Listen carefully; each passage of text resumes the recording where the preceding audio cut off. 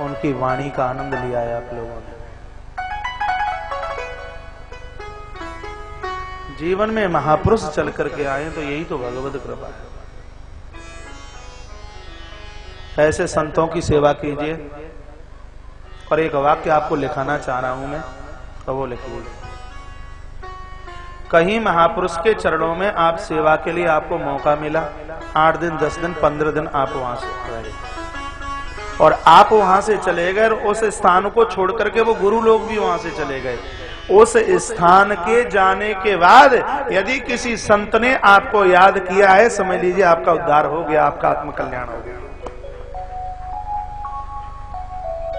डोंगरी जी महाराज का महावाक्य।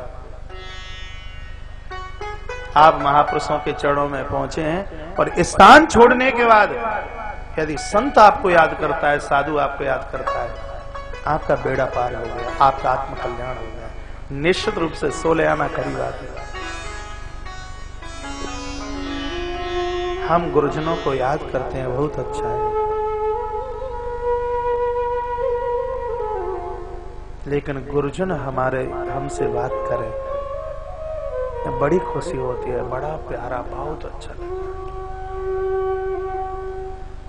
अभी गया जी से मैं लौट के आ रहा था, पूज्य महाराज श्री जी को मेरी बात हुई कुछ।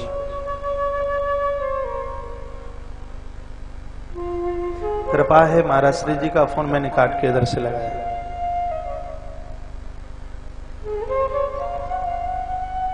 तब मुझे ये लगता कि हमारी भी अपनों से बात होती होगी तो इनको कितनी खुशी होती होगी। जब वो खुशी होती है उसका अनुभव तो हम करते ही है, और तब लगता है कि जीवन धन्य धन्य हो गया है, जीवन कृतकृत्य हो गया है, जीवन सार्थक हो गया है।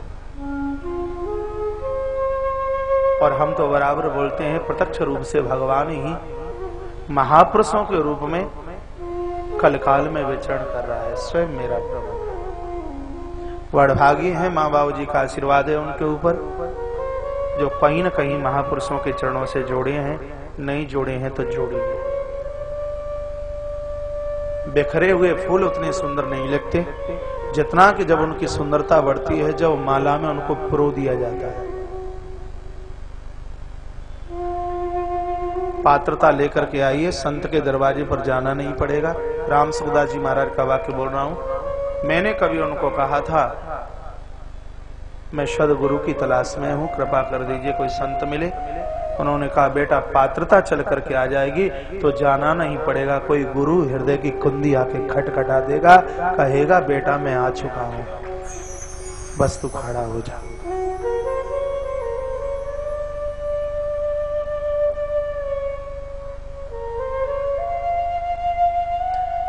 क्योंकि जहां मोती होते हैं वहां मोतियों को हंस के पास जाना नहीं पड़ता, हंस ही मोती के पास पहुंचते हैं। तो आप जीवन में मोती बन जाइए। कोई हंस नहीं, कोई परमहंस सद्गुरु हमें स्वीकार करने के लिए वहां चल करके निश्चित रूप से आ जाए। तो देवताओं ने 12 वर्ष तक एक स्थान पर खड़े होकर के पाशुपत व्रत किया है। जो मंत्र आपको लिखाया गया है कि देवों ने सबसे पहले ये व्रत किया, 12 साल तक ये व्रत किया गया है। 12 वर्ष के तत्पश्चात देवता लोग पशुता से अलग हुए, आकाश से जय जयकार हुआ, आवाज आई क्या? बोलिए पशुपतिनाथ भगवान की। भगवान शंकर का नाम, भोलेनाथ का नाम पशुपतिनाथ हुआ, पशुपति। तत्पश्चात देवव्रत को लेकर के आगे जा रहे हैं। त्रिपुर नगर की वायु सीमा पर भोलेनाथ पहुंचे हैं। लिखा है कि 100,000 वर्ष तक भगवान ने प्रतिज्ञा खींची है और उस मुहूर्त का इंतजार कर रहे हैं।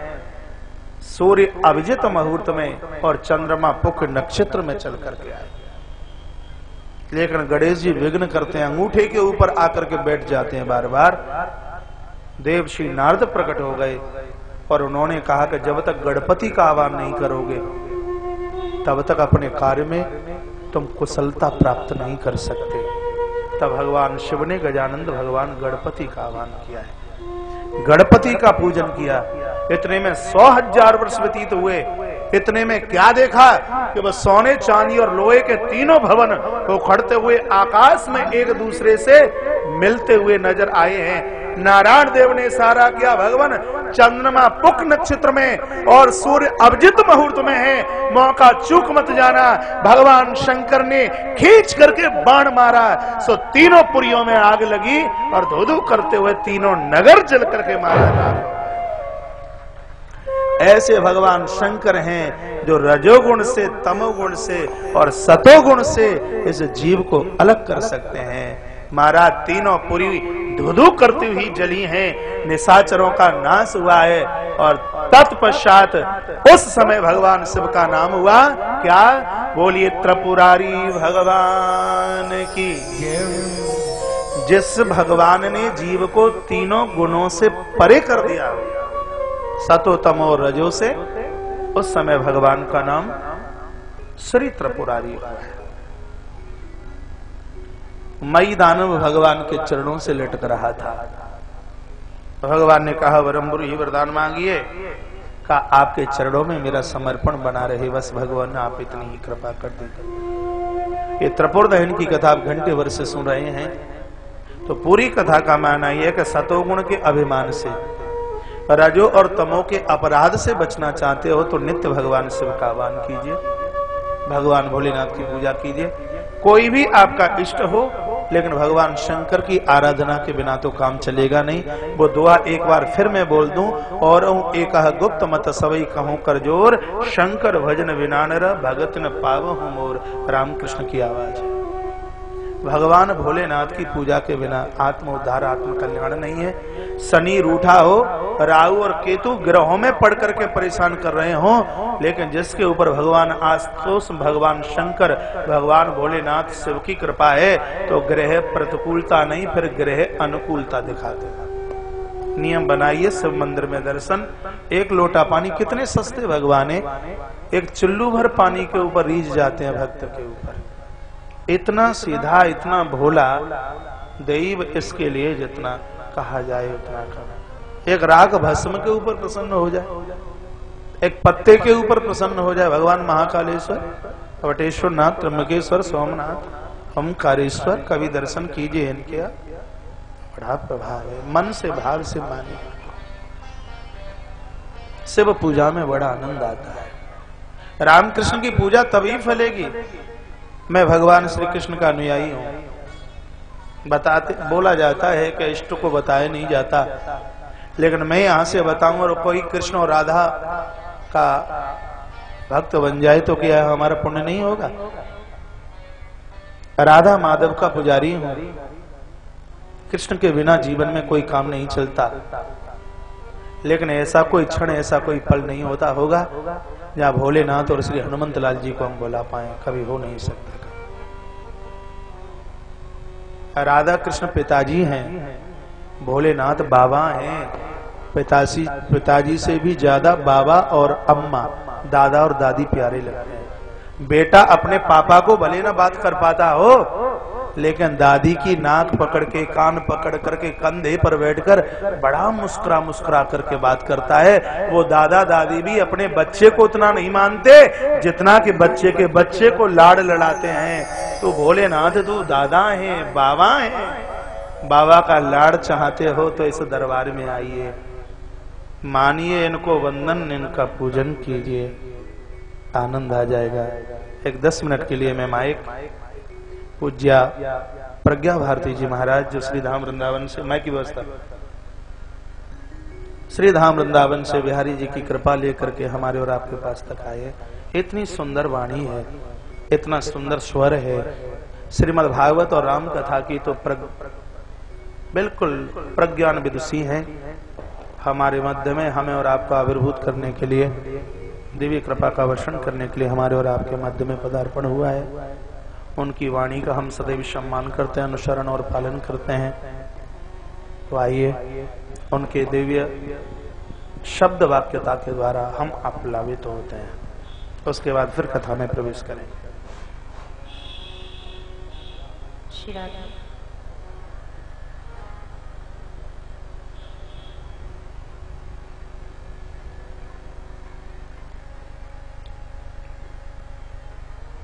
बोलिए शंकर भगवान की जय। गंगा तरंग रमणीय जटाकलापम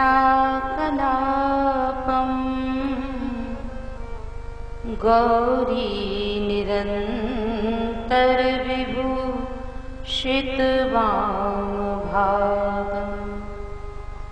नारायण प्रियमनंग मदापहारम् वाराणसीपुरपतिं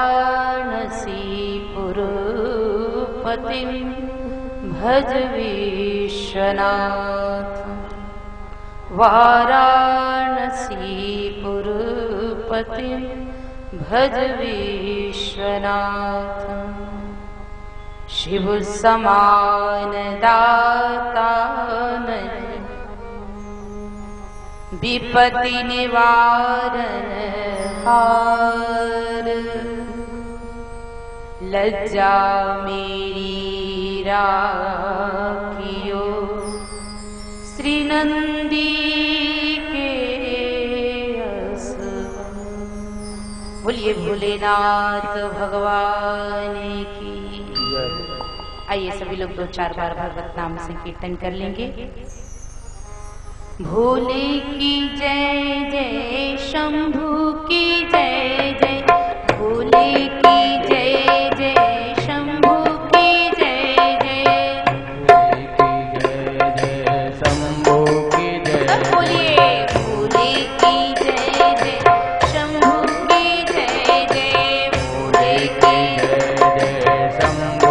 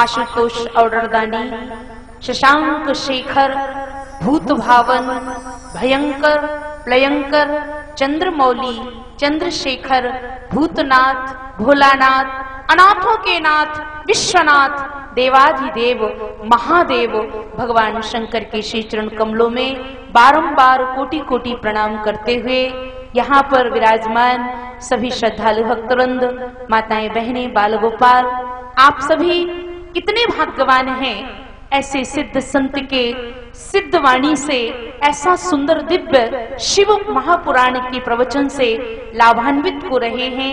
निश्चित रूप से आप सबका बहुत ही सौभाग्य है। अभी हम और हमारे पूज्य श्री महाराज जी, श्री कौशिक जी महाराज, अभी हम गया से पधार रहे हैं। गया वो भूमि जहाँ भगवान विष्णु के चरण विराजमान है। हमारा प्रवचन गया में था और पूज्य स्वामी जी महाराज का प्रवचन बौद्ध गया में था। बौद्ध गया वो भूमि जहां पर भगवान श्री बुद्ध को ज्ञान प्राप्त हुआ था। ऐसी दिव्य पवित्र भूमि पर आप अपनी वाणी को पवित्र करके आए हैं, जहां पर बुद्धम शरणम गच्छामि का नारा लगाया जाता था और यही महामंत्र का जाप होता था। ऐसे बुद्धम शरणम गच्छामि महामंत्र के जाप के बीच में सनातन धर्म का श्री कृष्णम शरणम गच्छामि का नारा जिन्होंने लगाया और भगवान सनातन धर्म का शंख नाद किया, सनातन धर्म की ध्वजा को स्थापित किया, ऐसे पूज्य महाराज जी के श्रीमुख से आप सभी भगवत कथा श्रवण कर रहे हैं। अनेकों बौद्धिस्ट संत, अनेकों विश्व के बौद्ध अनुयायी आपके प्रवचन में विराजमान थे। मैं भी वहां गई थी और मैंने वहां पर देखा, बड़े भाव से आपके प्रवचन श्रवण कर रहे थे। वास्तव में आप लोग भाग्यवान हैं, आपकी श्रीमद् भागवत कथा सुनने का सौभाग्य मुझे प्राप्त हुआ। राम कथा भी, श्री राम कथा भी आपकी हमारे महाकालेश्वर भगवान की उज्जैनी नगरी में आपकी हुई। और बड़ी सौभाग्य की बात है कि भगवान कृष्ण की ही इस ब्रज क्षेत्र में भगवान शिव की, शिव पुराण की कथा आप लोग श्रवण कर रहे हैं। वास्तव में भगवान शंकर के समान दुनिया में दूसरा देवता है ही नहीं। सब तो है देव, पर मेरे भोलेनाथ तो है देवाधिदेव महादेव। भगवान शंकर के जब ब्याह करके भगवती राजराजेश्वरी जगदम्बा परम्बा श्री पार्वती आई और उन्होंने देखा कि भगवान शंकर के यहाँ कोई व्यवस्था नहीं थी, न रहने का ठिकाना, न खाने का ठिकाना, न सोने का ठिकाना। भगवान शंकर की सर्वांग पर दृष्टिपात करके मैया मंद मंद मुस्कुराई, क्योंकि माँ ने कहा था करहु सदा शंकर पद पूजा, नारी धर्म पति देव न दूजा। भगवान शंकर के सर्वांग पर दृष्टिपात करके जब मंद मंद मैया मुस्कुराई, भगवान शंकर ने कहा देवी आपको कोई कष्ट तो नहीं? भगवती ने कहा ना बाबा, अरे राजा की बिटिया आज जंगल में बैठी है और कष्ट का कारण नहीं। माँ ने कहा बहुत प्रसन्न हूँ। शिव जी ने कहा प्रसन्नता का कारण? मैया ने कहा बाबा देखो आपसे विवाह जो हो गया है, आपकी पत्नी जो बन गई हो। भगवान शंकर ने कहा देवी ये कोई नई बात तो है नहीं, विवाह तो सभी देवियों का हुआ। परंतु भगवती पार्वती ने कहा बाबा देवियों के विवाह तो हुए, पर मेरे जैसा सौभाग्य किसी देवी को प्राप्त नहीं हुआ। भोलेनाथ ने कहा क्यों? बोले देखो बाबा कोई देवी तो बनी पत्नी ब्रजनाथ की, कोई देवी पत्नी बनी अवधनाथ की, कोई देवी पत्नी बनी बैकुंठनाथ की, पर मेरा सौभाग्य तो देखिए, ना तो मेरा पति ब्रजनाथ है, ना मेरा पति अवधनाथ है, और ना ही मेरा पति बैकुंठनाथ है। मेरा पति तो विश्वनाथ ममनाथ पुरारी, और त्रिभुवन महिमा विदित तुम्हारी। बोलिए विश्वनाथ भगवान की। मुझे ऐसे विश्वनाथ की पत्नी का बनने का सौभाग्य प्राप्त हुआ है। जिन देवों ने अमृत पान किया बाबा वो तो बने देव, परंतु जिन्होंने विषपान किया वो बन गए देवाधिदेव महादेव। जनत सकल सुर वृंद विषम गरल जही पान कियो, तही न भजसी मतिमंद को कृपालु शंकर सरिस। भगवान शंकर के समान कृपालु दयालु कोई हो सकता है? दुनिया में शिव के समान तो देने वाला कोई देवता है ही नहीं। आप कुछ मत करिए कि अभी अभी बता रहे थे स्वामी जी, पूजनीय स्वामी जी महाराज, कि केवल एक लोटा जल चढ़ा करके हर हर महादेव कर दीजिए। भगवान शंकर इसी में प्रसन्न है। जल की चढ़ाए थे जमपुर से उबार लेत, केवल जल चढ़ा दीजिए जमपुर से उबार लेते हैं। चंदन चढ़ाए चक्रवर्ती कर देते हैं। चावल चढ़ाए लोग 14 बक्स देत, और दीप के दिखाए सातों दीप दे देते हैं। दूध और दही के चढ़ाए लोग कहते भंग और धतूरा के चढ़ाए, बिल्कुल गलत। हमारे पूज्य स्वामी जी महाराज अनेक शास्त्र वेद पुराण उपनिषद के ज्ञाता हैं, आप विराजमान हैं। आपसे पूछ लीजिएगा, आज तक विश्व में किसी भी विद्वान को किसी भी शास्त्र में ये प्रमाण नहीं मिला कि भगवान शंकर ने कोई नशा किया है। ना तो भगवान शंकर गांजा पीते हैं, ना भगवान शंकर भांग खाते हैं, ये तो लोगों का भ्रम है। तो आप कहेंगे नशे में क्यों रहते हैं? गांजे के नशे में नहीं, भांग के नशे में नहीं, बल्कि तुम पुनि राम राम दिन राती सादर जपहु अनंग अराती। राम नाम के नशे में भगवान शंकर मगन रहते हैं और यहाँ बाबा भी राम नाम जपते हैं। ऐसा दुनिया में कोई परिवार नहीं है जहां जिस परिवार के सभी सदस्य राम भक्त हो। ऐसा दुनिया में कोई देव परिवार नहीं है जहां जिस परिवार के सभी देव पूजनीय हो। भगवान शंकर तो पूजनीय ही है। शंकर जगत बंद जगदीशा, सुर नर मुनि सब नावत शीसा। भगवान शंकर को सब चीज नवाते हैं। क्यों? क्योंकि भगवान शंकर राम की भक्ति करते हैं। और भगवान विष्णु ने कह दिया कि जही पर कृपा न करहि पुरारी, और सो न पाव मुनि भगति हमारी। भगवान श्री राम की कृपा प्राप्त करने के लिए भगवान शंकर की आराधना करनी होगी। शिवद्रोही मम दास कहावा, सो नर मोहि सपने वो नहीं भावा। वो मुझे नहीं पा सकता है जो शिव के अमरूद करे और मेरा भजन करे। भगवान शंकर के सभी राम भक्त, सभी परिवार के सदस्य राम भक्त, तुम अपनी राम राम दिन राती सादर जपहु अनंग अराती। भगवती पार्वती भी ब्याह कर आई और भगवान शंकर को भोजन का थाल दिया।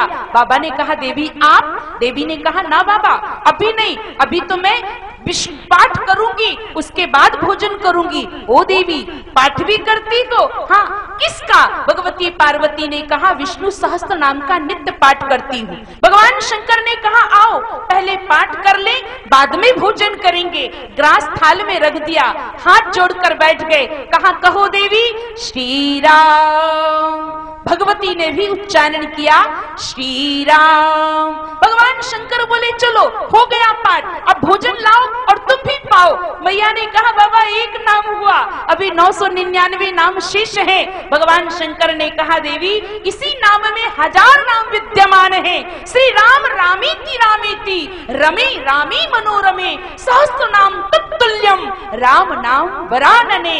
देवी एक बार राम नाम लेने से सहस्त्र नाम का पुण्य प्राप्त होता है। और भगवान शंकर ने राम मंत्र की दीक्षा दे दी। अभी तक तो बाबा भजन करते थे, अब तो मंगल भवन अमंगल हारी, और उमा सहित जेही जपत पुरारी। बाबा भी माला फिर रहे, मैया भी माला फिर रही। और अभी आप गजानन जी की कथा सुन रहे थे ना, गजानन जी कैसे प्रथम पूज्य हुए। गोस्वामी तुलसीदास जी कहते हैं कि शिव पुराण में वर्णन आता है कि माता पिता की परिक्रमा से पूजनीय हुए, पर तुलसीदास जी तो कहते हैं महिमा जासु जान कनराऊ, और प्रथम पूजियत नाम प्रभाव।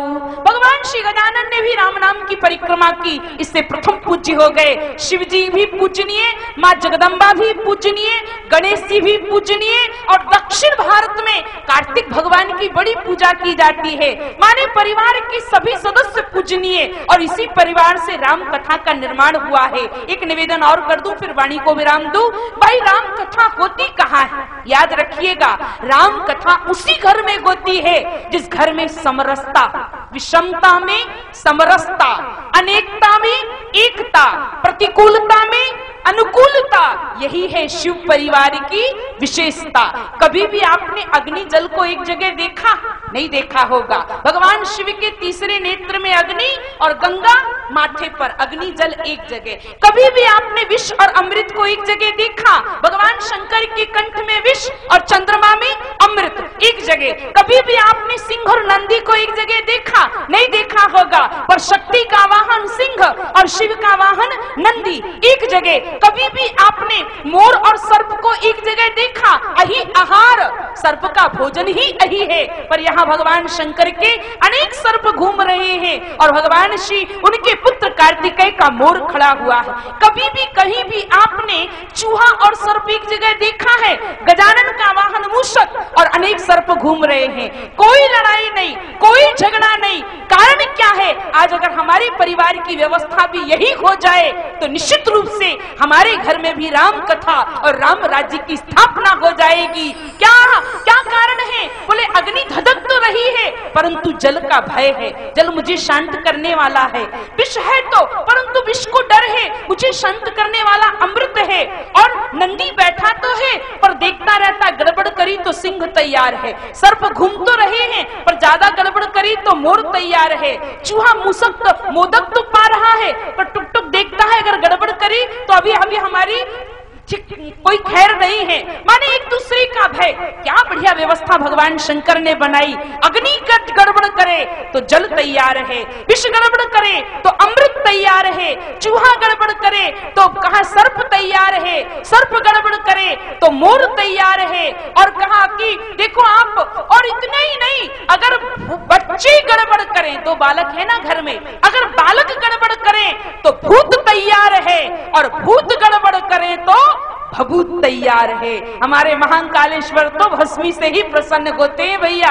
ऐसे भगवान शंकर की घर की विशेषता, ऐसे भगवान शंकर के परम पावन दिव्य चरित्र को आप श्रवण कर रहे हैं। मैं आपसे निवेदन कर रही थी, भंग धतूरा नहीं बल्कि दूध और दही के चढ़ाए निज पूरी दे देते हैं, और बेल के चढ़ाए सदा संग ले लेते हैं। हर हर कहे से शिव, अपन कहते ना हर हर महादेव, हर हर कहने से क्या होता है? हर हर कहे से शिव हरत कलेश सब, और गाल के बजाय ते निहाल कर देते हैं। ऐसी व्यवस्था अगर हमारे घर में आ जाए, माता का भय पुत्र को हो जाए, बेटी को हो जाए, पिता का भय पुत्र को हो जाए, सास का भय बहू को हो जाए, बड़े भाई का भय छोटे भाई को रहे, तो निश्चित तुम रूप से कोई स्वतंत्र नहीं होगा, तो घर में किसी प्रकार की गड़बड़ी नहीं होगी। शिव का चरित्र केवल श्रवणीय नहीं है बल्कि अनुकरणीय है। ऐसे भगवान शिव के परम पावन दिव्य चरित्र को आप श्रवण करिए और अपने जीवन को धन्य बनाइए। आप लोग बहुत भाग्यवान हैं। ऐसी सिद्ध मूर्ति, ऐसी बातों में साधना, त्याग और तपस्या की ऐसा संतत्व, ऐसा साधुत्व और ऐसी सादगी, वाणी में इतनी विनम्रता मैंने अपने जीवन में आज तक नहीं देखी। इतना संतों का सम्मान करने वाले, इतना सम्मान देने वाले,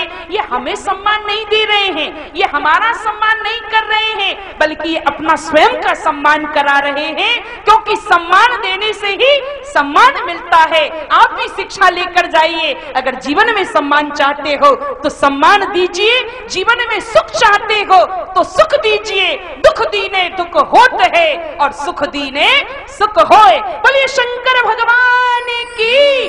सर्वे भवन्तु सुखिना, सर्वे सन्तु निरामया, सर्वे भद्राणि पश्यन्तु, मा कश्चित् दुःखभाग् भवेत्। ओम शांति शांति सुशांतिर्भवतु, सर्वारिष्ट शांतिर्भवतु।